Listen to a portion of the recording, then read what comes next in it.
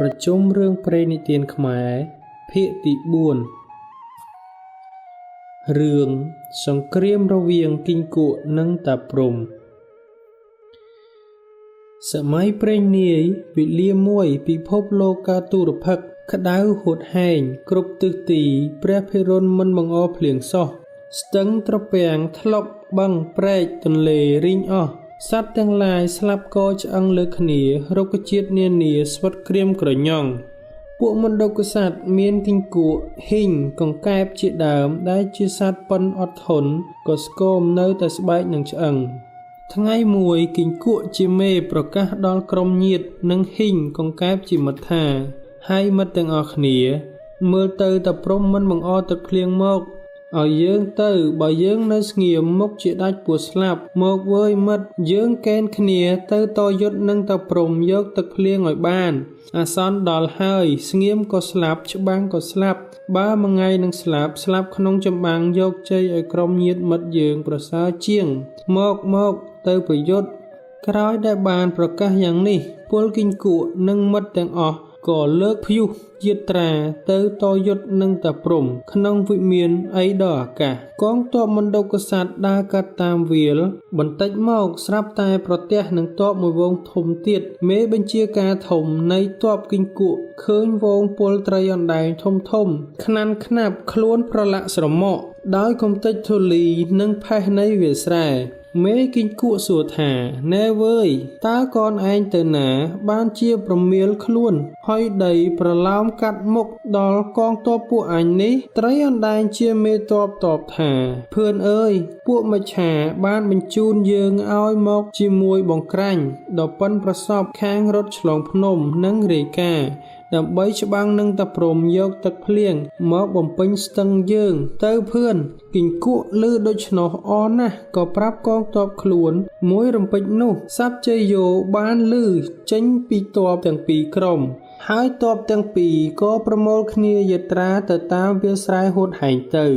បន្តិចទៅស្រាប់តែឃើញបណ្ណកជាតិមួយវងធំហើរខ្មៅខ្នាប់សូងងលើអាកាសហើយឮឃ្មុំនិងអមាល់ជាមេទ័ពបន្លឺមកណែគីង្គក់ហ៊ីងកង្កែបត្រីអណ្ដែងត្រីក្រាញ់ឯងទៅណាស្រមកយ៉ាងនេះគីង្គក់តបថាមកវើយបងឃ្មុំយើងហើយនឹងក្រុមបងលើកទ័ពទៅច្បាំងព្រោះអត់ទឹកភ្លៀងខ្វះឈើព្រៃផ្ដាល់ធ្វើសម្បុកដល់ក្រុមបងមកកុំបង្អង់ពួកយើងព្រួតគ្នាទៅយុទ្ធនឹងតាព្រំកុំខ្លាចស្លាប់ទៅទ័ពគោកនិងទ័ពអាកាសហូរយកជ័យហើយក៏លើកតទៅទៀតលុះដល់ចិត្តចំការស្ងួតមួយតែទ័ពនេះប្រទះនឹងផ្លែត្រសក់ស្រូវដួលរលេះលើផែនដីដាច់របេះតងគួរឲ្យអាសូរត្រសក់មួយស្រែកដោយមានសង្ឃឹមថាភឿនអើយឲ្យគ្នាយើងដោយសារទៅផងតែខំយើងស្ងួតស្លាប់អស់ហើយភឿនអើយទៅច្បាំងយើងក៏ស៊ូស្លាប់ជំនួសគ្រួសារយើងដែរមិនឲ្យវេទនាទេមេទ័ពទាំង3ក៏យល់ព្រមឲ្យត្រសក់ស្រូវរមៀលខ្លួនទៅតាមក្បួនលុះផុតពីវាលក៏បានដល់ព្រៃមួយដែលមានរុក្ខជាតិទាំងឡាយក្រៀមក្រញ៉ង់ស្លាប់ចិត្តអស់កងទ័ពបានទៅដល់ឃើញវល្លិផ្ដៅធំពីរដើមនៅនឹងគល់ឈើងាប់មួយដើមផ្ដៅសួរថាណែភឿនទៅណានឹងសន្ធឹកម្លេះភឿនមិនអាសូរមិត្តរុក្ខជាតិគ្នាយើងទេឬឃើញទេ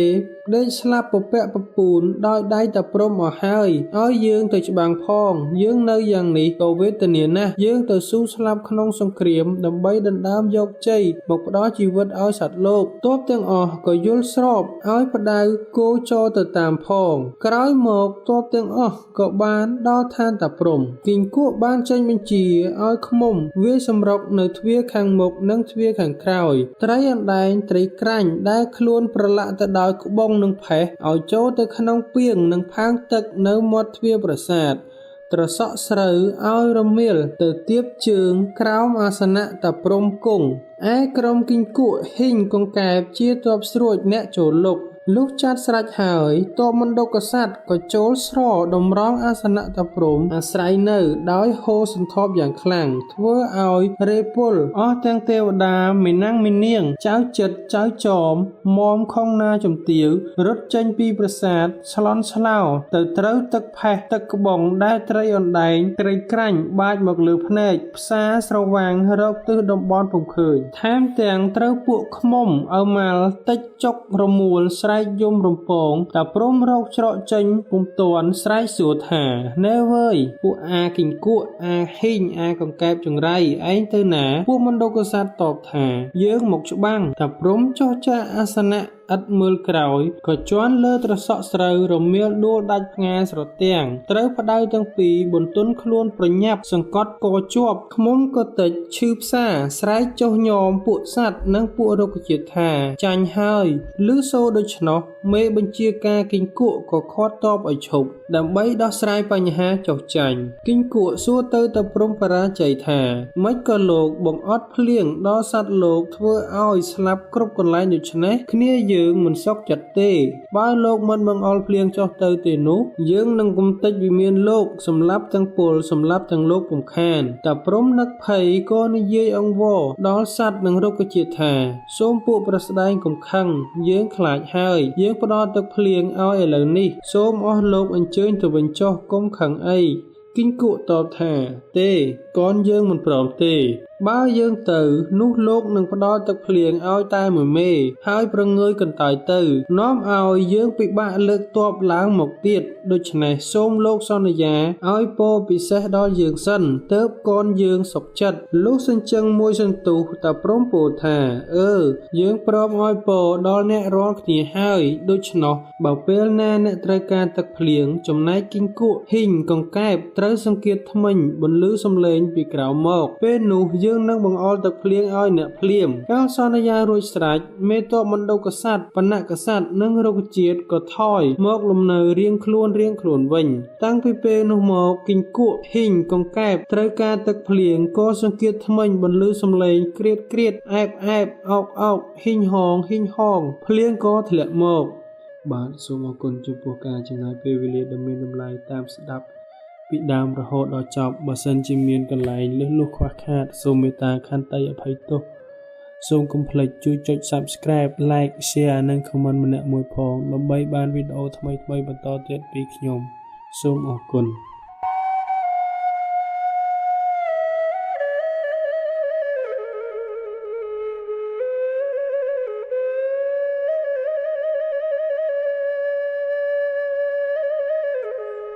សូមជូនរឿងស្ត្រីពិតម្ដាយពិតឪពុកពិតកាលពីព្រេងនាយមានបុរសម្នាក់ជាអ្នកកំសត់លំបាកឪពុកម្ដាយស្លាប់ចោលពីតូចនៅតែម្នាក់ឯងរកស៊ីចិញ្ចឹមអាត្មាគ្រាន់តែឆ្អែតពោះបុរសនោះរីកចម្រើនធំដឹងសេចក្តីឡើងក៏ចង់ដឹងថានគរនោះមានស្ត្រីពិតម្ដាយពិតឪពុកពិតឬទេថ្ងៃមួយស្ដេចក្នុងនគរនោះទ្រង់គិតធ្វើបុណ្យកំសាន្តសប្បាយមួយស្ដេចទ្រង់មានព្រះបន្ទូលហៅនាម៉ឺនធំម្នាក់ឲ្យចូលមកគាល់មកដល់ទ្រង់បង្គាប់ឲ្យនាម៉ឺននោះចេញទៅធ្វើរោងសាងសាលាបុណ្យនៅត្រើយស្ទឹងម្ខាងឯស្ពាននោះ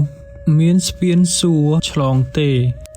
នាម៉ឺននោះទៅធ្វើរោងសង់សាលារួចស្រេចវិលក្រាបទូលស្ដេចទ្រង់ឲ្យរៀបញីផ្កាស្លាម្លូគ្រប់បរិខាជារណ្ដាប់បុណ្យហើយស្ដេចយាងចេញកាន់ចុងព្រះរាជរោងដោយជួបជុំមន្ត្រីធំតូចហែស្ដេចយាងចូលរោងបុណ្យឯបុរសឮថាស្ដេចធ្វើបុណ្យដូច្នោះក៏មានចិត្តត្រេកអរចង់ដឹងថាក្នុងនគរនោះមានស្ត្រីពិតម្ដាយពិតឪពុកពិតឬទេហើយបុរសនោះដើរទៅនៅក្រោមស្ពានធ្វើជាស្ទូចត្រីស្ដេចទ្រង់យាងទៅសាលាបុណ្យមុនគេនៅតែអស់អ្នកនិងព្រះរាជបុត្រីស្ដេចដល់វេលារសៀលអស់អ្នកនិងព្រះរាជបុត្រីស្ដេចនោះក៏រៀបខ្លួននឹងចូលទៅក្នុងរោងបុណ្យឯព្រះរាជបុត្រីស្ដេចនោះកំព្រាពុំមានព្រះមេដាខ្សែព្រះជន្មចោលនាងតាំងពីតូចម្លេះលុះអស់អ្នកនិងពួកស្រីស្នំឆ្លងស្ពានហួសអស់ទៅនៅតែព្រះរាជបុត្រីកំព្រាជាក្រោយគេ ដល់នាងយាងទៅដល់ស្ពាននាងតូចទៅឃើញបុរសកំសត់អង្គុយស្ទួយត្រីនៅក្រោមស្ពាននាងឈប់ពុំហ៊ានយាងហួសទៅអស់ពួកស្រីបរិវារសួរថាម្ចាស់ដូចម្ដេចបានជាឈប់ទើបនាងមានព្រះបន្ទូលសវណ្ណីប្រាប់ទៅអស់ពួកស្រីថាបានជាខ្ញុំឈប់ត្បិតមានបុរសម្នាក់នៅអង្គុយក្រោមស្ពានទៅដូចម្ដេចនឹងបានអស់ស្រីសាវលឹកថាម្ចាស់យាងទៅមិនអីទេខ្លាចធ្វៃមនុស្សកំសត់ដូចមនុស្សឆ្កួតនាងឆ្លើយថាកុំស្រដីដូច្នោះមិនត្រូវទេធម្មតាគេជាប្រុសទុកជាគេឆ្កួតព្រើល្ងងខ្លៅដូចម្ដេចក៏យើងជាស្រីមិនត្រូវដើររំលងក្បាលគេទេអស់ពួកស្រីវាស្ដីឲ្យថានៃអ្នកកំឡោះអង្គុយស្ទួចត្រីក្រោមស្ពានដើរចេញម្ចាស់យើងទៅធ្វើបុណ្យ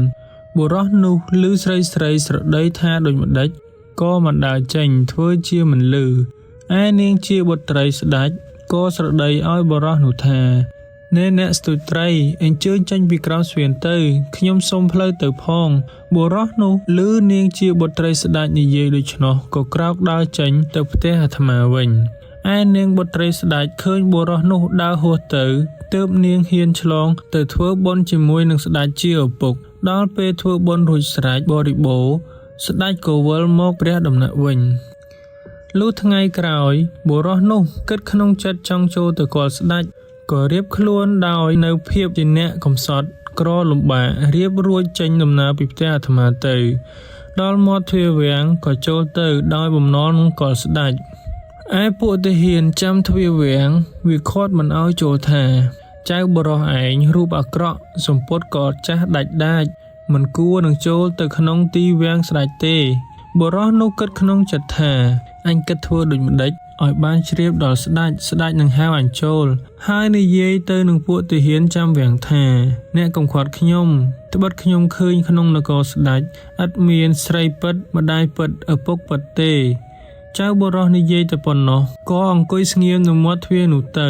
ពុំនិយាយស្ដីនឹងនរណាទៀតឡើយ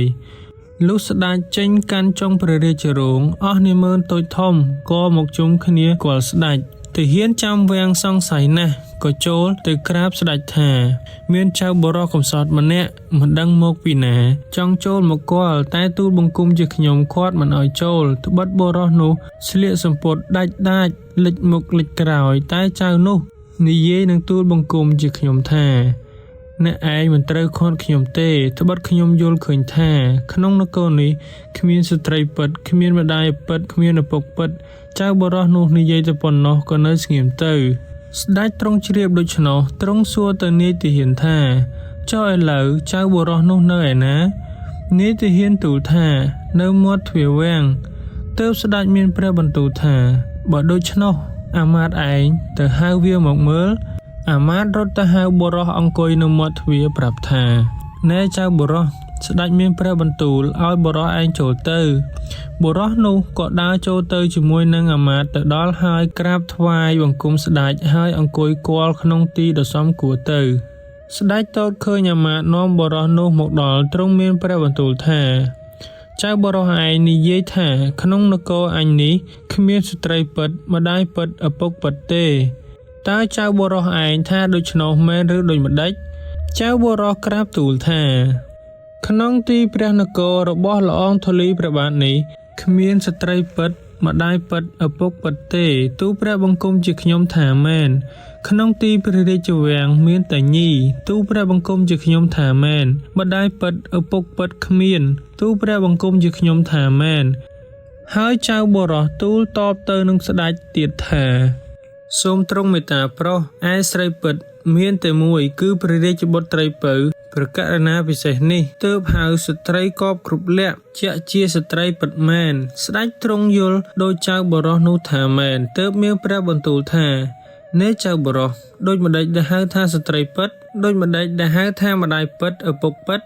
ម្ដាយពិតឪពុកពិតនោះមានតែល្អងធូលីព្រះបាទយាងចេញពីព្រះនគរទៅស៊ើបរកផ្ទាល់ព្រះអង្គទៅបានបើល្អងធូលីព្រះបាទរកបាននៅទីណាស្រុកណាភូមិណាសូមល្អងធូលីព្រះបាទទ្រង់តាមសពព្រះរាជហឫទ័យដែលទ្រង់គិតឃើញដូចម្ដេចលុះទ្រង់ពិសោធន៍គ្រប់ចម្ពោះទៅហើយពុំមានថាអ្វីទើបហៅពេញស្ត្រីពិតម្ដាយពិតឪពុកពិត ស្ដេចទ្រង់ជ្រាបសពគ្រប់ប្រការហើយទ្រង់នឹកក្នុងព្រះចិន្តាថាចៅបុរសនេះនិយាយត្រូវប្រកបហើយទ្រង់ព្រះរាជទាននៅមាសប្រាក់សម្ពុតអាវឲ្យចៅបុរសនោះទ្រង់ផ្ដាំថាចៅឯងកុំទៅណាឆ្ងាយនៅចាំអញបើអញរកស្ត្រីពិតម្ដាយពិតឪពុកពិតបានហើយអញវិលមកវិញថ្ងៃណាអញនឹងឲ្យចៅឯងមកធ្វើជាធំលើគេទាំងពួងហើយស្ដេចទ្រង់បង្គាប់នាម៉ឺនធំម្នាក់ឲ្យធ្វើផ្ទះមួយឲ្យចៅបុរសនោះនៅទ្រង់ផ្ដាំនាម៉ឺននោះឲ្យជប់លៀងចិញ្ចឹមចៅបុរសនោះរៀងទៅក្នុងពេលដែលស្ដេចទ្រង់យាងចាកពីព្រះនគរទៅរកស្ត្រីពិតម្ដាយពិតឪពុកពិតស្ដេចមានព្រះបន្ទូលហៅនាម៉ឺនធំម្នាក់ដែលជាអ្នកសម្រេចរាជការក្នុងព្រះនគរមើលថែរក្សាព្រះរាជវាំងត្បិតទ្រង់យាងចេញរកស្ត្រីពិតម្ដាយពិតឪពុកពិតហើយទ្រង់រៀបដំណើរភៀសព្រះអង្គជាបុរសកំសត់ម្នាក់យាងចេញទៅក្នុងវេលាយប់ស្ងាត់ពុំឲ្យមាននរណាមួយដឹងឡើយឲ្យតែបុត្រីដែលជាធំនិងចៅបុរសនោះប៉ុណ្ណោះហើយស្ដេចយាងទៅធ្វើជាអ្នកកំសត់លំបាកពុំឲ្យមាននរណាស្គាល់ជាស្ដេចឡើយស្ដេចយាងទៅដល់ស្រុកមួយជាព្រំនគរឃើញតាចាស់យាយចាស់ប្តីប្រពន្ធក៏ស្ដេចយាងចូលទៅសុំសំណាក់នៅផងតាដូននោះក៏យល់ព្រមឲ្យនៅដល់យូរបន្តិចទៅឃើញកូនគេក្នុងស្រុកនោះមានរូបឆោមលោមពណ៌ល្អក៏មានចិត្តចង់បានទើបនិយាយនឹងតាយាយថាយាយតាអើយឥឡូវចៅឃើញកូនគេមានរូបឆោមលោមពណ៌ល្អសមជាប្រពន្ធខ្ញុំដូច្នោះសូមលោកតាយាយទៅដណ្ដឹងឲ្យខ្ញុំយាយតាឆ្លើយថាអោចៅអើយខ្លួនយាយតាសពថ្ងៃជាអ្នកកំសត់អត់ឃ្លានក្រលំបាកណាស់នឹងទៅដណ្ដឹងកូនគេតើនរណាគេនឹងឲ្យស្ដេចប្រាប់ថា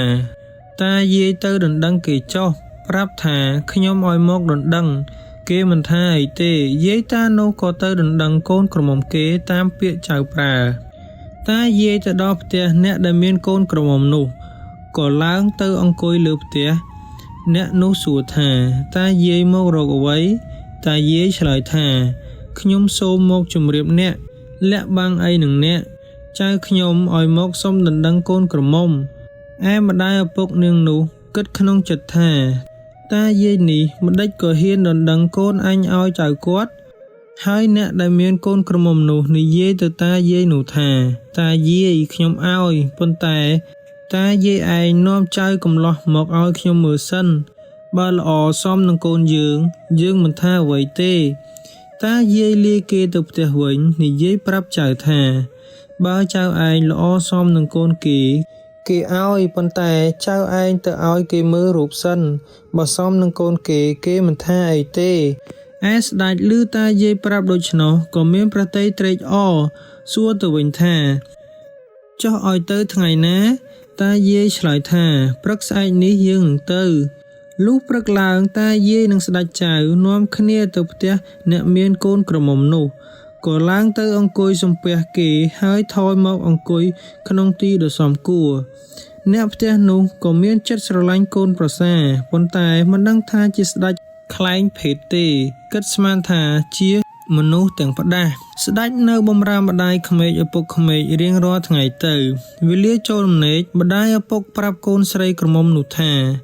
អ្នកមាសម្ដាយចូលឯងសិតទឹកដាក់ចុងជើងប្តីរៀបស្លា5ម៉ាត់ដាក់ឲ្យប្តីក្រែងជួនយប់ប្តីក្រោកឡើងរកស្លាស៊ីទឹកផឹកឲ្យមានស្រាប់កូនក្រមុំក៏ព្រមធ្វើតាមពាក្យម្ដាយប្រើជួនក៏ពុំធ្វើតាមដល់ថ្ងៃមួយស្ដេចធ្វើជាទៅងូតទឹកម្ដាយក៏ប្រាប់កូនថានាងម្ដេចមិនយកផ្តិលទៅតាមប្តីងូតទឹកនាងជាកូនក្រមុំនោះក៏ពុំទៅតាមពាក្យម្ដាយប្រើស្ដេចនោះទៅយូរបន្តិចក៏វិលមកវិញដល់វេលាល្ងាចស្ដេចធ្វើជាផឹកស្រាស្រវឹងពុំដឹងខ្លួនក្អួតក្អែប្រែខ្លួនរនាលពាសពេញល្វែងផ្ទះឯម្ដាយក្មេកឃើញកូនប្រសាស្រវឹងក៏ស្ដីប្រាប់ទៅកូនក្រមុំថានាងឯងម្ដេចមិនយកទឹកទៅលាងកំអួតកូនក្រមុំឆ្លើយថាទេមនុស្សអីប្រមឹកស្រាដូច្នោះស្ដេចឮដូច្នោះព្រឹកឡើង ស្ដេចលាម្ដាយក្មេកឪពុកក្មេកទៅផ្ទះតាចាស់យាយចាស់ប្រាប់យាយតាអំពីដំណើរកូនក្រមុំគេដែលយាយទៅដណ្ដឹងឲ្យគេនោះថាតាយាយអើយនាងនោះនិងខ្ញុំមិនបានជាគូព្រេងសំណាងនឹងគ្នាទេសូមយាយតាប្រគល់កូននោះឲ្យទៅគេចុះយាយតាក៏ជូនព្រេងសំណាងកូនគេតាមពាក្យចៅប្រើទៅដល់លើផ្ទះនិយាយថាខ្ញុំសូមជូនព្រេងសំណាងកូនអ្នកផងត្បិតចៅខ្ញុំថាពុំមានព្រេងនឹងកូនអ្នកទេរួចតាយាយក៏លាមកផ្ទះអាត្មាវិញលុះព្រឹកឡើងស្ដេចលាតាយាយដើរទៅទៀតលុះដល់ស្រុកមួយជាចុងស្រុកខេត្តក្រៅទៅសុំសំណាក់នឹងផ្ទះតាចាស់ដូនចាស់តាចាស់ដូនចាស់ក៏យល់ព្រមស្ដេចក៏នៅធ្វើការរកស៊ីនឹងតាយាយតែសពថ្ងៃរៀងទៅថ្ងៃមួយស្ដេចដើរទៅលេងបានឃើញកូនក្រមុំអ្នកស្រុកដែលជាអ្នកមានធំក្នុងស្រុកនោះពុំមានអ្នកឯណាមានស្មើអ្នកនោះមានកូនស្រីមួយកូនប្រុសមួយទាំងពីរនាក់មិនទាន់មានប្តីប្រពន្ធទេស្ដេចដើរទៅលេងបានឃើញមានចិត្តគិតចង់បានលុះវិលមកផ្ទះអាត្មាវិញនិយាយប្រាប់តាយាយថាតាយាយខ្ញុំចង់បានកូនគេដែលមានកូនប្រុសមួយស្រីមួយសូមតាយាយទៅដណ្ដឹងកូននោះឲ្យខ្ញុំផងតាយាយឆ្លើយថាចៅអើយបើយាយក្រម្លេះតើអ្នកណាគេនឹងឲ្យកូនគេមកចៅឯស្ដេចឮតាយាយនិយាយដូច្នោះក៏មានបន្ទូលទៅតាយាយថាសូមតាយាយអញ្ជើញទៅដណ្ដឹងគេចុះថាខ្ញុំមកដណ្ដឹងគេមិនថាអីទេតាយាយនោះក៏ព្រមតាមពាក្យចៅប្រើប៉ុន្តែយាយនិងតាពុំដឹងថាចៅជាស្ដេចឡើយគិតស្មានថាជាមនុស្សទាំងផ្ដាស់ដតីក៏ទៅដណ្ដឹងកូនគេក៏ព្រមឲ្យស្ដេចក៏នៅបម្រើម្ដាយក្មេកឪពុកក្មេកតែសពថ្ងៃរៀងទៅឯនាងជាប្រពន្ធនោះក៏បដិបត្តិប្តីល្ងាចដាក់ទឹកចុងជើងបៀកស្លា5ម៉ាត់ដាក់ក្បែរដំណេកប្តីតែសពថ្ងៃរៀងទៅវេលាស្ដេចយាងទៅងូតទឹកនាងកាន់ផ្តិលនិងសំពត់ងូតទៅតាមផងពេលស្ដេចងូតទឹកនាងដុសក្អែលឲ្យប្តីផ្លាស់សំពត់ងូតនាងទទួលសំពត់ពូតរួចដងទឹកដាក់ផ្តិលកាន់ដើរតាមប្តីទៀតដល់ផ្ទះលាងជើងឲ្យប្តីថ្ងៃមួយស្ដេចធ្វើជាឈឺម្ដាយក្មេកឪពុកក្មេកឃើញកូនប្រសាឈឺក៏មានចិត្តភិតភ័យប្រាប់ទៅកូនក្រមុំថា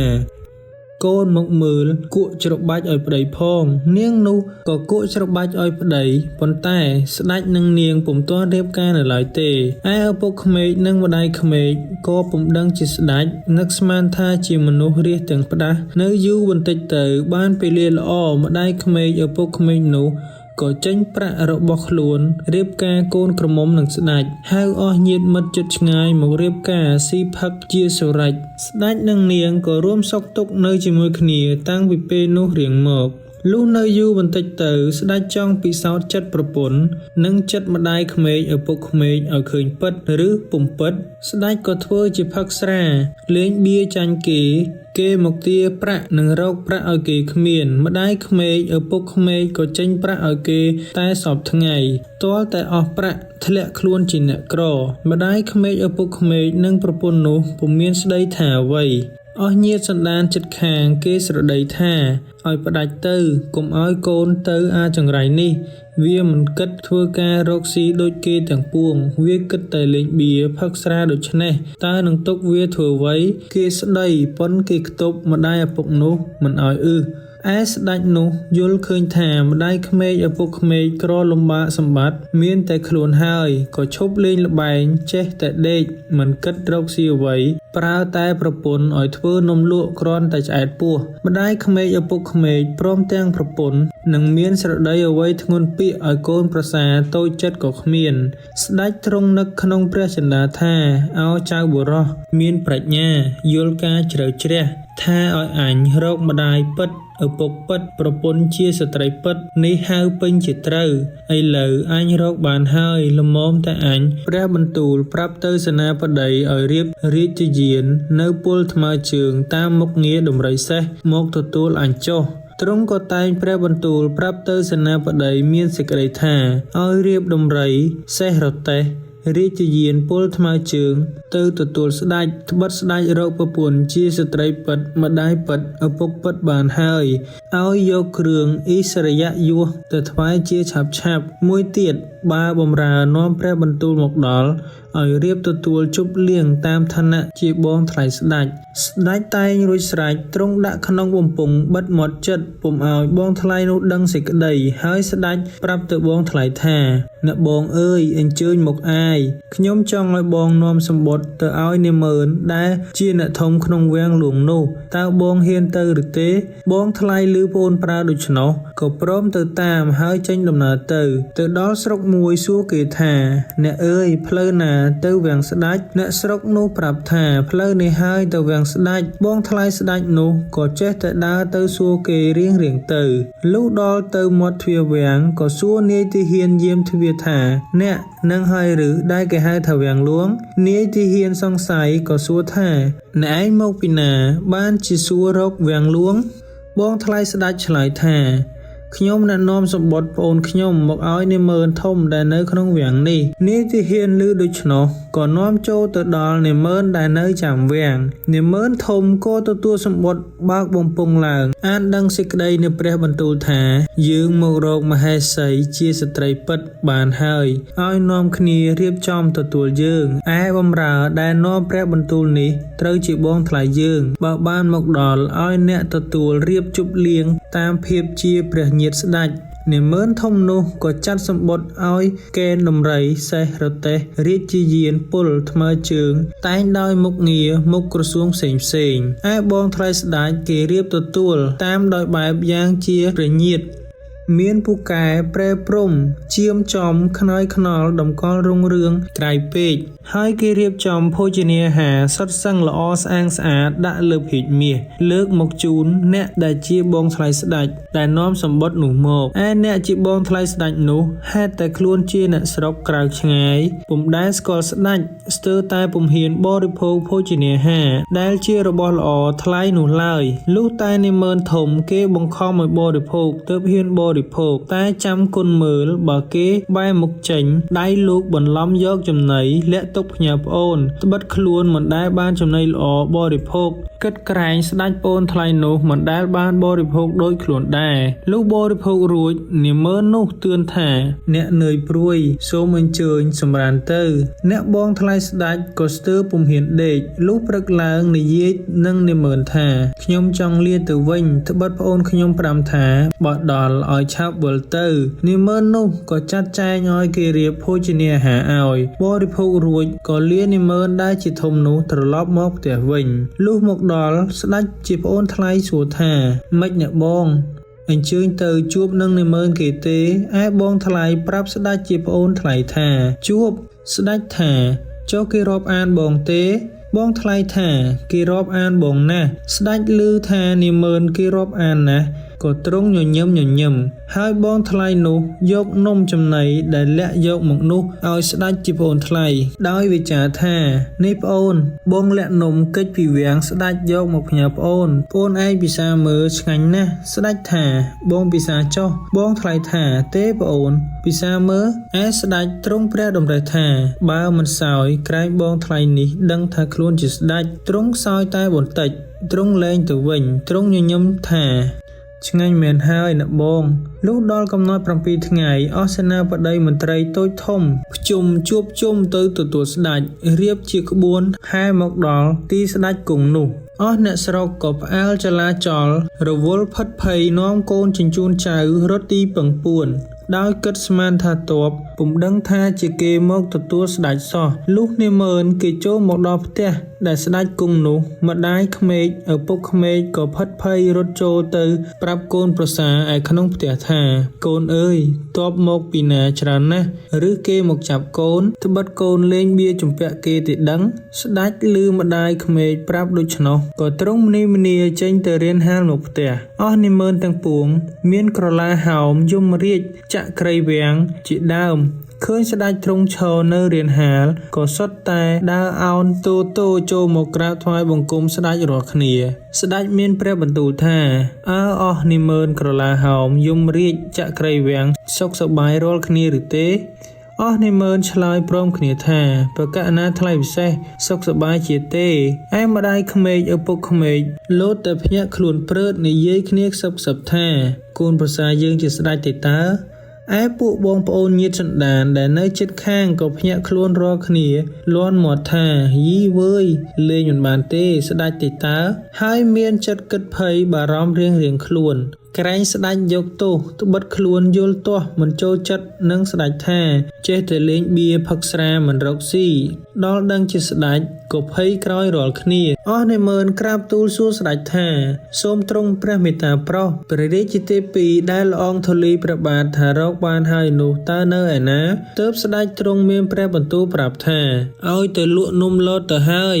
អស់នេះមើលឮស្ដេចថាប្រើឲ្យទៅលក់នំលតក៏ញញឹមរាល់គ្នាហើយក្រាបទូលថាទ្រង់ប្រើឲ្យទៅលក់នំលតឯណាស្ដេចទ្រង់មានព្រះបន្ទូលថា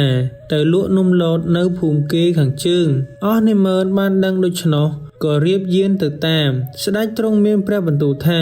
បើទៅតាមត្រូវមើលតែអ្នកណាពាក់អាវកំបុតដៃទូលល្អីចាស់យួរឆ្នាំងស្កររិចមាត់នឹងហើយជាប្រពន្ធយើងនាម៉ឺនទាំងនោះក៏ចាត់នាម៉ឺនមួយពួកឲ្យនាំព្រះរាជាយានទៅតាមជួបនឹងនាងមកពីលក់នំលតក៏ស្រែកហៅថានាងម្ចាស់ឈប់សិននាងឮនាម៉ឺនដែលទៅទទួលស្រែកហៅនាងដូច្នោះក៏គិតស្មានថាជាគេមកចាប់ខ្លួនហើយនាងក៏រត់ចូលព្រៃកាត់តម្រង់មករកផ្ទះប្រាក់កាសដែលលក់នំលតនោះក៏ជ្រុះខ្លះក្នុងព្រៃនោះទៅនៅសល់តែបន្តិចបន្តួចមកដល់ផ្ទះមើលទៅមុខផ្ទះឃើញមនុស្សច្រើនត្រៀបត្រាគិតថាគេមកចាប់ប្តីទាថ្លៃបៀគេហើយ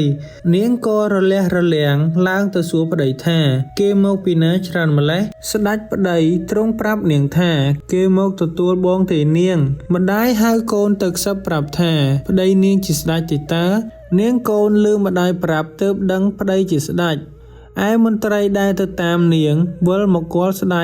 ចទ្រង់សួរថាមិនឃើញទេឬមន្ត្រីទូលថាឃើញប៉ុន្តែក្រែងមិនមែនទូបង្គំបង្ខំហៅមិនឈប់សោះចេះតែរត់ស្ដេចទ្រង់មានព្រះបន្ទូលថាមកដល់ហើយមន្ត្រីទាំងនោះយកគ្រឿងប្រដាប់សម្រាប់ទ្រង់តម្កល់លើជើងពានមាសលើកយកមកថ្វាយទាំងទឹកអប់ជួងចានពីដោឈ្ងុយឈ្ងប់ស្ដេចនិងព្រះនាងទ្រង់ស្រង់ជំរះព្រះអង្គរួចទ្រង់ព្រះពស្ត្រស្រេចសង្វាកងកល្អល្អះក្រៃពេករួចស្រេចស្ដេចនិងនាងអញ្ជើញឪពុកម្ដាយនិងបងប្រុសឲ្យឡើងជិះដំរីសេះទៅអស់នាម៉ឺនក៏ហែស្ដេចចូលទៅព្រះរាជវាំងដល់ហើយទ្រង់គង់នៅចុងព្រះរាជរោងឲ្យហៅបុរសនោះមកប្រាប់ថាចៅបុរសឯងមើលនេះបានហៅជាស្ត្រីពិតម្ដាយពិតឪពុកពិតមែនឬទេចៅបុរសនោះក្រាបបង្គំទូលថានេះហើយពេញជាស្ត្រីពិតម្ដាយពិតឪពុកពិតសូមទ្រង់ជ្រាបទើបស្ដេចរៀបអភិសេកនាងនឹងឡើងជាអគ្គមហេសីឯបងប្រុសនោះទ្រង់តាំងឲ្យធ្វើជាអគ្គមហាសេនាម្ដាយទ្រង់តាំងធ្វើជាសម្ដេចវររាជនីឪពុកទ្រង់តាំងជាព្រះវររាជកោរួចជាស្រេចស្ដេចឲ្យទៅយកយាយតាចាស់ដែលដណ្ដឹងថ្វាយស្ដេចនោះមកធ្វើផ្ទះឲ្យនៅហើយទ្រង់ឲ្យចិញ្ចឹមថែរក្សាតទៅយូរបន្តិចទៅស្ដេចទ្រង់នឹកភ្នែកថាចៅបុរសនេះមានគុណនឹងអញហើយមានប្រាជ្ញាយល់ការរកជ្រៅស្គាល់លក្ខណៈស្រីប្រុសហើយទ្រង់ឲ្យហៅមន្ត្រីមកទ្រង់បង្គាប់ឲ្យសង់រោងអាពាហ៍ពិពាហ៍សម្រាប់មង្គលការផ្សំផ្គុំព្រះរាជបុត្រីនិងចៅបុរសនោះរៀបចំរួចស្រេចស្ដេចទ្រង់អភិសេកបុរសនោះនិងព្រះរាជបុត្រីឲ្យជាមហាឧបរាជក៏នៅជាសុខសប្បាយតទៅដល់ស្ដេចទ្រង់ព្រះជរាទ្រង់ដាក់រាជឲ្យមហាឧបរាជជាព្រះរាជបុត្រសោយរាជស្នងព្រះអង្គរក្សាអាណាព្យានុរាស្ត្រជាសុខសប្បាយតទៅងប្រាជ្ញាបុណ្យផងកើតដោយប្រណិប័តបាទសូមអរគុណចំពោះការចំណាយពេលវេលាដ៏មានតម្លៃតាមស្ដាប់ពីដើមរហូតដល់ចប់បើសិនជាមានកន្លែងខុសខាតកន្លែងណាសូមខន្តីអភ័យទោសជួបគ្នាវីដេអូក្រោយសូមអរគុណ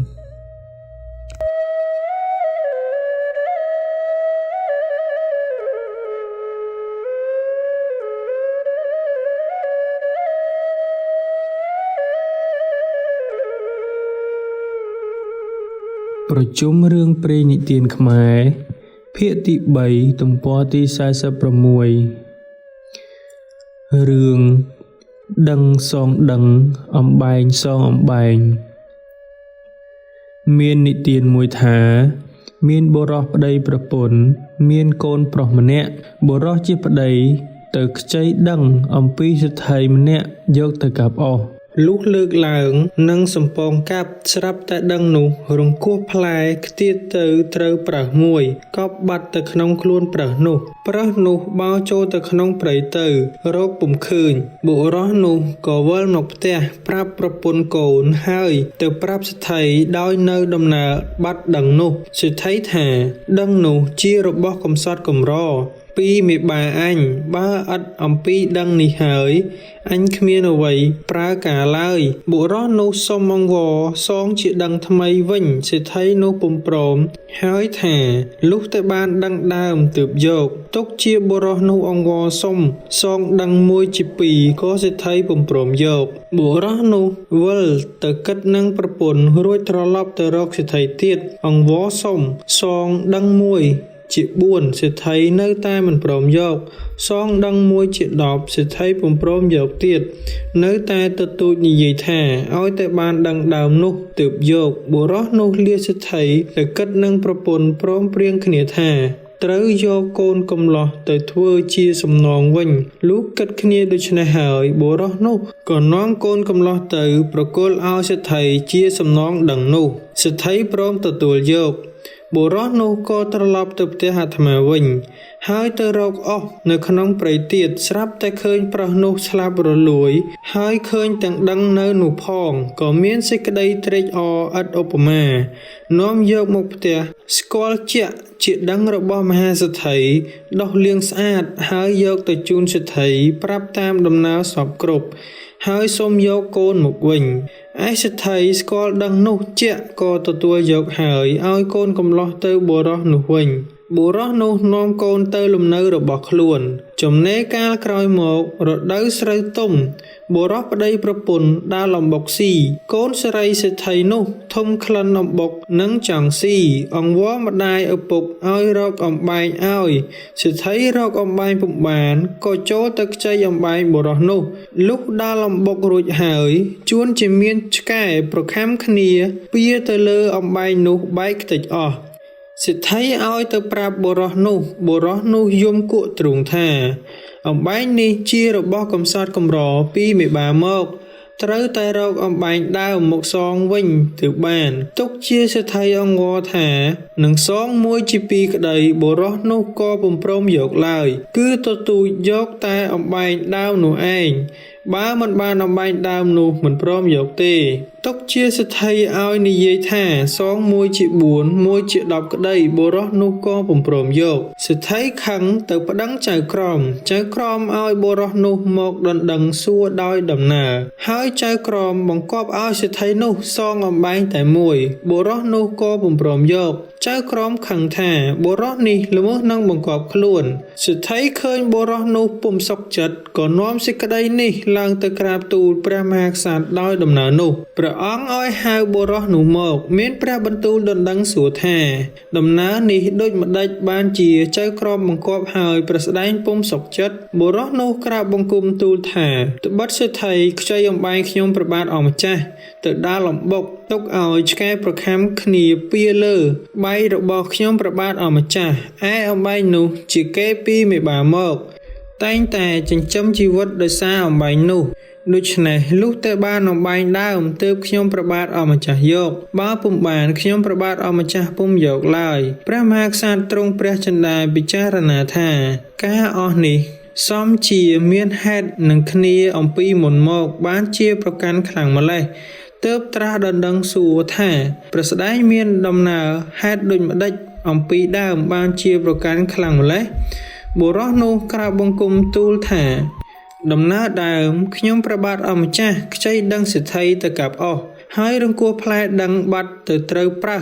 មុតជាប់ក្នុងខ្លួនវាបោលទៅបាត់ទៅខ្ញុំព្រះបាទអម្ចាស់រកពុំឃើញទៅប្រាប់សេដ្ឋីថាដឹងនេះជាដឹងកំសត់កំរពីមេបាខ្ញុំព្រះបាទអម្ចាស់សុខចិត្តសងមួយជា2ដល់មួយជា10សេដ្ឋីពុំយកថាឲ្យតែបានដឹងដើមទើបយក បើពុំបានដឹងដើមពុំយកឡើយសិទ្ធិប្រកាន់ដូច្នេះខ្ញុំព្រះបាទអម្ចាស់ក៏យកកូនកំឡោះឲ្យទៅនៅបម្រើជំនួសខ្លួនទើបសិទ្ធិទទួលយកថ្ងៃក្រោយខ្ញុំព្រះបាទអម្ចាស់ទៅរកអស់នៅក្នុងព្រៃស្រាប់តែឃើញប្រើសនោះងាប់រលួយទៅហើយ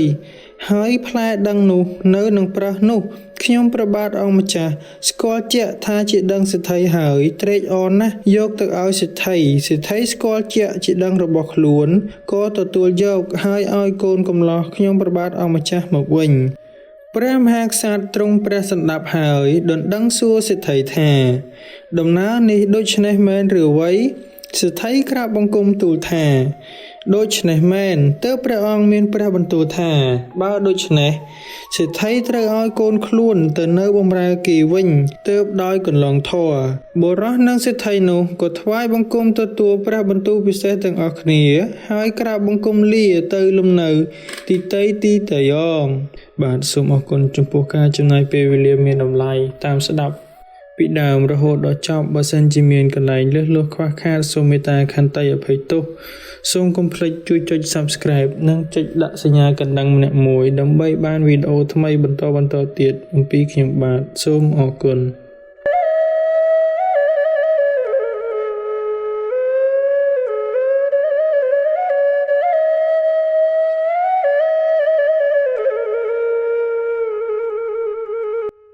សូមជូនរឿងស្រីក្ងោកមាសកាលដើមឡើយមានបុរសម្នាក់បានទទួលបណ្ដាំពីឪពុកប្រដៅថាកុំឲ្យយកស្រីប្តីលែងនិងស្រីសៅកែឲ្យយកតែស្រីក្រមុំព្រហ្មចារីនិងស្រីប្តីស្លាប់ធ្វើជាប្រពន្ធហើយកុំឲ្យយកក្លើនិងមនុស្សគ្រូ3តែមិនដូច្នោះបុរសនោះបានយកស្រីទាំង4នាក់នោះជាប្រពន្ធនិងយកមនុស្សគ្រូ3ជាក្លើដើម្បីលបងមើលថ្ងៃមួយក្ងោកមាសរបស់ស្ដេចទៅរកស៊ីក្បែរផ្ទះបុរសនោះបុរសនោះគិតពិសោធន៍មើលក៏ចាប់ក្ងោកមាសនោះយកទៅចងលាក់ទុកក្នុងទ្រុងមួយហើយដាក់ចំណីបាយទឹកឲ្យក្ងោកនោះស៊ីបុរសនោះយកមាន់គោកមួយទៅកាប់ធ្វើម្ហូបបរិភោគពេលនឹងបរិភោគនោះបុរសបានយកប្រពន្ធទាំង4នាក់និងក្លើនោះមកបរិភោគទាំងអស់គ្នាកំពុងតែស៊ីក៏ធ្វើជាភ្លក់ហើយនិយាយថានេះគឺជាសាច់ក្ងោកមាសស្ដេចដែលអញបានលួចកាប់យកមកស៊ីក្រោយពេលនោះដល់បាត់ក្ងោកស្ដេចឲ្យប៉ាវកងសួររកក្ងោកនោះនាងស្ត្រីប្តីលែងនិងនាងស្រីសៅកែនិយាយទៅនាងក្រមុំនិងនាងប្តីស្លាប់ថាឲ្យទៅប្រាប់ពួកអ្នកប៉ាវកងទៅថាប្តីយើងបានលួចកាប់ក្ងោករបស់ស្ដេចយកមកស៊ីកុំទៅជួយបិទបាំងថ្វីឲ្យវាងាប់ទៅចុះព្រោះវាធ្វើបាបវាជាយើងខ្លាំងណាស់ស្រីក្រមុំនិងស្រីប្តីស្លាប់អង្វរទៅថាកុំធ្វើបាបប្តីរបស់ខ្លួនដូច្នោះមិនល្អទេស្រីសៅកែនិងស្រីប្តីលែងថាទោះបីនាងមិនចូលគំនិតនឹងយើងក៏គង់តែយើងប្តឹងអ្នកប៉ាវកងដដែលថាហើយស្រីទាំងពីរនោះប្តឹងអ្នកប៉ាវកងតាមដំណើរថាប្តីខ្លួនលួចក្ងោកស្ដេចយកមកស៊ីគ្រាន់តែឮដូច្នោះភ្លាមពួកអ្នកប៉ាវកងក៏ចាប់បុរសនោះទៅថ្វាយស្ដេចទូលតាមដំណើរស្ដេចឲ្យនាំបុរសនោះទៅពិឃាតលុះទៅដល់មាត់ទ្វារវាំងអ្នកចាំទ្វារពុំព្រមបើកទ្វារហើយសួរថាអ្នកនាំអ្នកទោសនេះមកតើបានជំនុំជម្រះហើយឬនៅហើយបាននិយាយរឿងមួយប្រាប់អ្នកនាំថាកាលនោះមានសិទ្ធិម្នាក់ចិញ្ចឹមឆ្កែ500ក្បាលវេលាយប់មួយមានចៅជីកអ៊ូម៉ងចូលទៅយកទ្រព្យសម្បត្តិរបស់សិទ្ធិនោះហើយចូលទៅក្នុងអ៊ូម៉ងវិញទាំងអស់ឆ្កែរបស់សិទ្ធិដឹងបាននាំគ្នាទៅខាំចោលក្នុងឧម៉ងនោះស្លាប់ទាំងអស់លុះព្រឹកឡើងមហាសិទ្ធិឃើញបាត់ទ្រព្យសម្បត្តិដូច្នោះនឹកខឹងនឹងឆ្កែថាមិនចេះចាំរបស់ក៏ឲ្យគេសម្លាប់ឆ្កែទាំងអស់នោះចោលទៅលុះធំអសោចខ្មោចចោលឡើងទៅមើលឃើញចោលស្លាប់ដូច្នោះក៏នឹកស្ដាយក្រោយកំពុងតែនិយាយឃើញបម្រើស្ដេចដែលទ្រង់ព្រះរាជបញ្ជាឲ្យទៅយកបុរសនោះមកជំនុំជម្រះវិញលុះស្ដេចសួរបុរសនោះពីរឿងសម្លាប់ក្ងោកមាសបុរសក្រាបទូលថាក្ងោកនោះទូលបង្គំមិនបានសម្លាប់ទេគឺបានទុកនៅមួយកន្លែងដោយល្អ ឯសត្វដែលទូលព្រះបង្គំជាខ្ញុំសម្លាប់ទទួលព្រះរាជទាននោះគឺមាន់គោកទេស្ដេចទ្រង់ឲ្យទៅយកក្ងោកនោះមកវិញហើយទ្រង់លើកលែងទោសឲ្យបុរសនោះឯស្រីទាំងពីរនាក់ដែលប្តឹងពីបុរសជាប្តីថាសម្លាប់ក្ងោកនោះត្រូវបុរសជាប្តីនោះលែងចោលទៅចង់ដឹងផលពិតត្រូវពិនិត្យរកហេតុ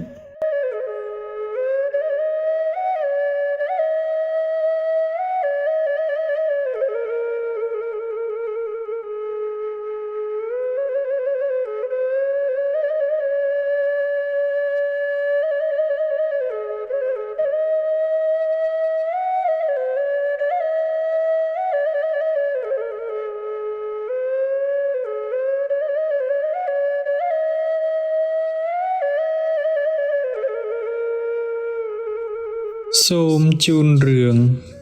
បុរសកំសត់សង់ខ្ទមក្បែរផ្ទះសេដ្ឋីធ្វើត្រាប់សេដ្ឋីមាននិទានមួយថាមានបុរសប្តីប្រពន្ធនិងកូនស្រីមួយជាអ្នកលំបាកកំសត់ទុរគតរកព្រឹកបានស៊ីតែព្រឹករកល្ងាចបានស៊ីតែល្ងាចពុំមានទ្រព្យរបស់អំរោះអំរអ្វីឡើយទើបបុរសប្តីប្រពន្ធនោះគិតគ្នាថាលំនៅយើងសពថ្ងៃនេះលំបាកណាស់មកយើងទៅរកលោកឯណាមានទ្រព្យសម្បត្តិច្រើនយើងទៅនៅខាងលោកមើលដំណើរលោកធ្វើការដោយម្ដេចខ្លះបានជាមានទ្រព្យរបស់ច្រើនអ្នកទាំងពីរនាក់ប្តីប្រពន្ធនោះគិតគ្នាដូច្នេះហើយក៏រុះរើខ្ទមទៅសង់នៅក្បែរខាងផ្ទះសេដ្ឋីនោះឯងតែងប្រើឲ្យខ្ញុំទៅជួញប្រែធ្វើស្រែចម្ការបានទ្រព្យរបស់ពេញឃ្លាំងពុំដាដាច់ឡើយបុរសប្តីប្រពន្ធនិងកូនមួយបានធ្វើត្រាប់តាមអំពីការទាំងអំបាលនោះរបស់សេដ្ឋីចំណេះលងទៅកើតផលប្រយោជន៍បានទ្រព្យរបស់ច្រើនទើបបុរសនោះដឹងគុណមហាសេដ្ឋីហើយក៏យកមាសមួយសន្ទក់មកជូនមហាសេដ្ឋីដណ្ដឹងថាហេតុដូចម្ដេចបានជាចៅយកមាសឲ្យអញបុរសនោះប្រាប់ថាត្បិតខ្ញុំបាទនេះជាអ្នកកំសត់ទុរគត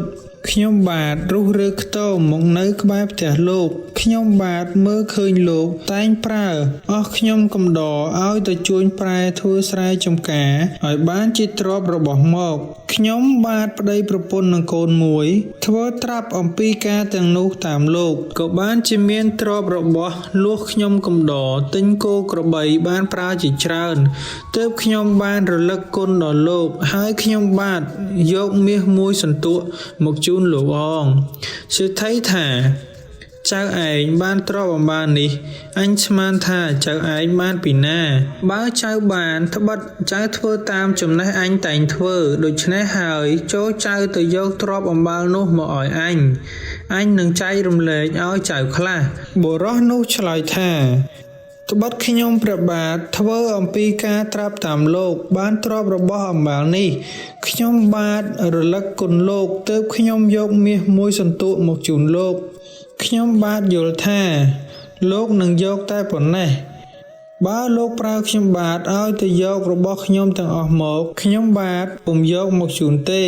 សេដ្ឋីនិងបុរសនោះប្រកែកដណ្ដើមទ្រព្យគ្នាទៅវិញទៅមកទើបសេដ្ឋីនាំបុរសនោះទៅដល់ចៅក្រមជំនុំពិចារណាចៅក្រមជំនុំជម្រះរឿងនោះពុំបានទើបនាំសេដ្ឋីនិងបុរសនោះទៅគាល់ព្រះមហាក្សត្របុរសក្រាបបង្គំទូលថាខ្ញុំព្រះបាទអង្គម្ចាស់នេះនៅក្បែរផ្ទះសេដ្ឋីនេះខ្ញុំព្រះបាទអង្គម្ចាស់យល់ថាគាត់តែងប្រើខ្ញុំកំដរគាត់ឲ្យទៅជួញប្រែធ្វើស្រែចម្ការបានទ្រព្យជាផលប្រយោជន៍តខ្លួនគាត់ហើយខ្ញុំព្រះបាទអង្គម្ចាស់ប្តីប្រពន្ធនិងកូនមួយយកខ្លួនធ្វើនៅអំពីការត្រាប់តាមគាត់បានទ្រព្យរបស់នោះខ្ញុំទិញគោក្របីទើបខ្ញុំព្រះបាទអង្គម្ចាស់គិតដល់គុណគាត់ហើយយកមាសមួយសន្ទុកទៅឲ្យគាត់ពុំយកមាសតែមួយសន្ទុកនេះឡើយគាត់ប្រើខ្ញុំព្រះបាទអង្គម្ចាស់ទៅយកទ្រព្យរបស់មាសប្រាក់មកឲ្យគាត់ទាំងអស់ហើយគាត់នឹងចែករំលែកឲ្យខ្ញុំព្រះបាទអង្គម្ចាស់វិញខ្ញុំព្រះបាទអង្គម្ចាស់ពុំយកទ្រព្យទាំងអស់នោះមកឲ្យគាត់ទើបគាត់នាំខ្ញុំព្រះបាទអង្គម្ចាស់ទៅប្តឹងចៅក្រមឲ្យចៅក្រមជំនុំជម្រះពិចារណា ចៅក្រមជំនុំជម្រះពុំបានសេចក្តីទាំងនេះពុំសម្រេចសូមទ្រង់ព្រះចិន្តាពិចារណាឲ្យខ្ញុំព្រះបាទអង្គម្ចាស់ហងទើបព្រះមហាក្សត្រទ្រង់ត្រាស់ដណ្ដឹងទៅសេដ្ឋីថាមនាលព្រះស្ដែងដំណើរព្រះស្ដែងតើដូចម្ដេចសេដ្ឋីក្រាបទូលថាដំណើរសេដ្ឋីនៃខ្ញុំព្រះបាទអង្គម្ចាស់នេះដោយពាក្យបរោះក្រាបទូលនេះហងព្រះមហាក្សត្រទ្រង់យល់ថាសេដ្ឋីនេះលោភមែនពិតទើបព្រះអង្គមានព្រះបន្ទូលដណ្ដឹងថាមនាលសេដ្ឋីព្រះស្ដែងមានកូនឬអត់កូនសេដ្ឋីក្រាបទូលថាខ្ញុំព្រះបាទអង្គម្ចាស់មានកូនប្រុសមួយ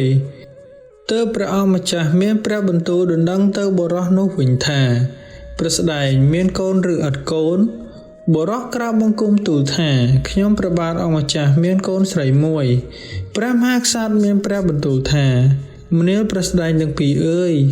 ម្លេះហើយកុំខឹងគ្នាទៅវិញទៅមកអញឲ្យព្រះស្ដែងទាំងពីរចងពន្ធនឹងគ្នាឲ្យកូនប្រុសសេដ្ឋីនិងកូនស្រីអ្នកជាប្តីប្រពន្ធនឹងគ្នាទៅ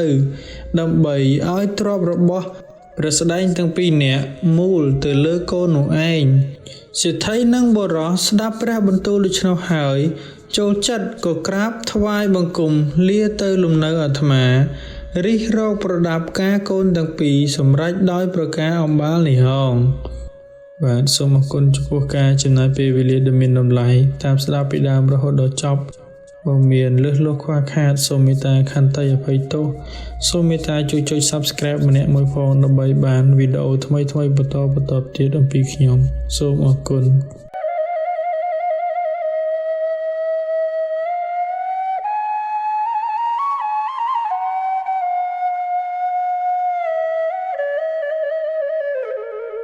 សូមជូនរឿងចៅផ្កាប់ត្រឡោកកាលពីព្រេងនាយមានសេដ្ឋីប្តីប្រពន្ធមានកូនក្រមុំម្នាក់រូបឆោមល្អណាស់ពួកកំឡោះជាច្រើនស្ម័គ្រចិត្តស្រឡាញ់បានប្រាប់មេដាបៃតាឲ្យចូលដណ្ដឹងកូនក្រមុំមហាសេដ្ឋីនោះក៏ព្រមឥតប្រកែកតែមានធ្វើខុសសន្យាថាបើកំឡោះឈ្មោះណាចង់បានត្រូវសង់ផ្ទះ5ល្វែងក្នុងមួយថ្ងៃឲ្យហើយបើធ្វើមិនហើយសេដ្ឋីនោះផ្ដាច់មិនឲ្យកូនក្រមុំទេកំឡោះដតីប៉ុន្មា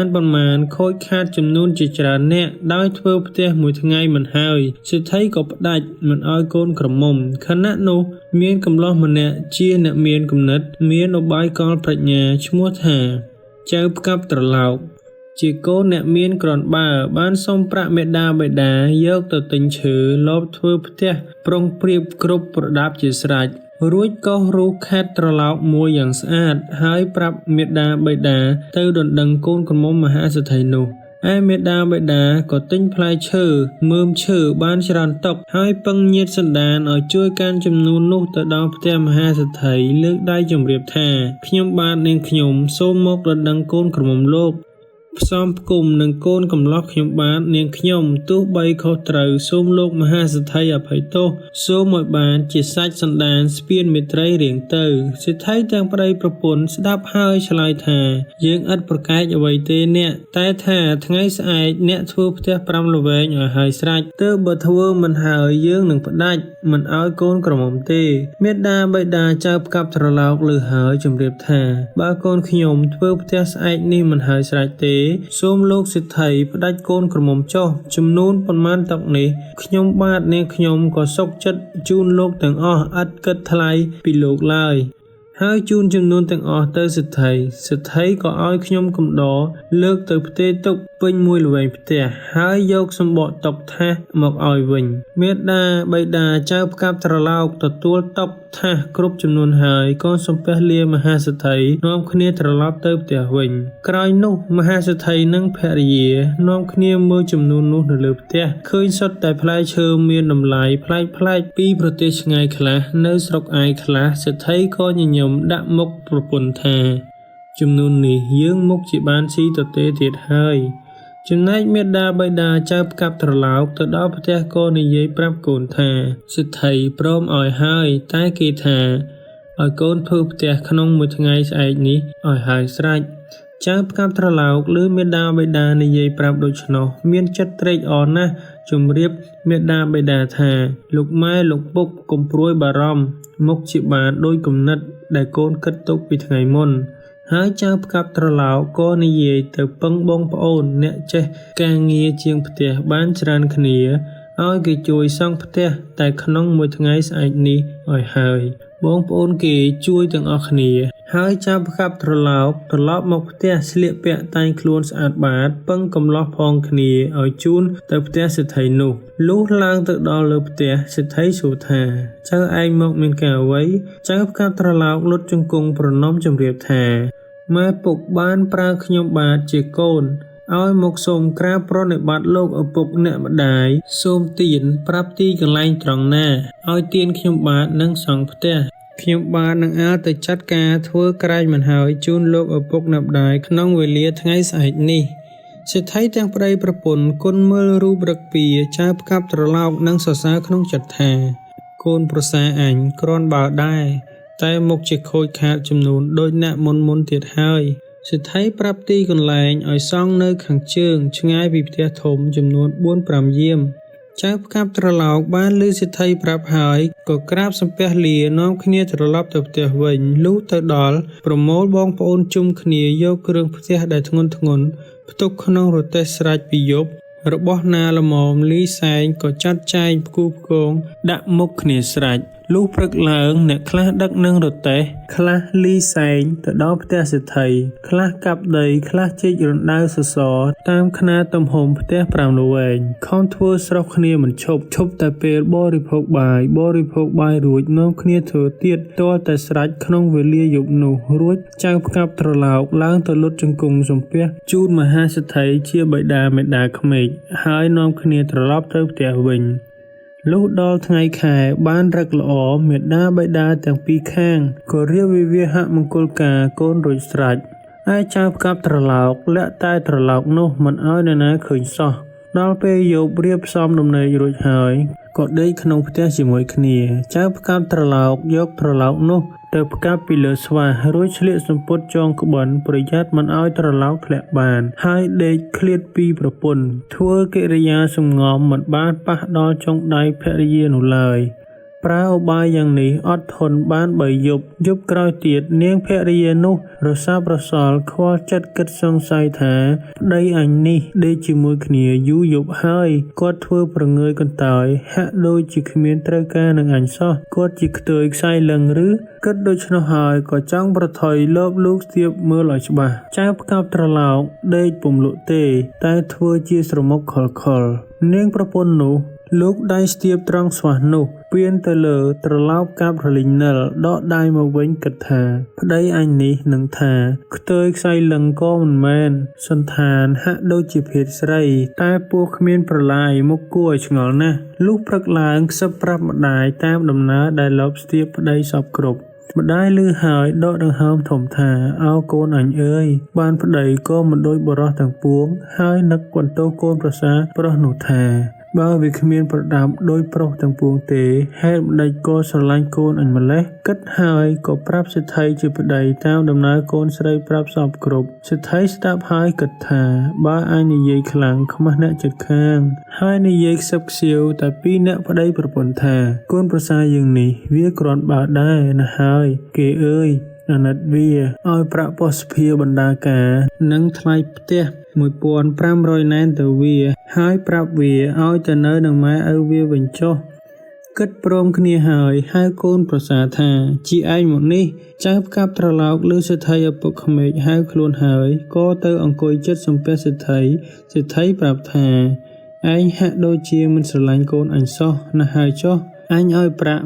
1500 ណែនឯងយកទៅផ្ទះម្ដាយឪពុកឯងវិញចុះរួចក៏រាប់ប្រាក់ប្រគល់ឲ្យគ្រប់ចំនួនចៅផ្កាប់ត្រឡោកទទួលយកប្រាក់ហើយជម្រាបថាលោកឪពុកខ្ញុំបាទសុំហឹបធំមួយដាក់ប្រាក់យកទៅឲ្យដល់ផ្ទះខ្ញុំបាទផងសេដ្ឋីក៏ឲ្យហឹបដាក់ប្រាក់ចាត់បាវព្រាវឲ្យសែងតាមចៅផ្កាប់ត្រឡោកទៅដល់ផ្ទះហើយជូនប្រាក់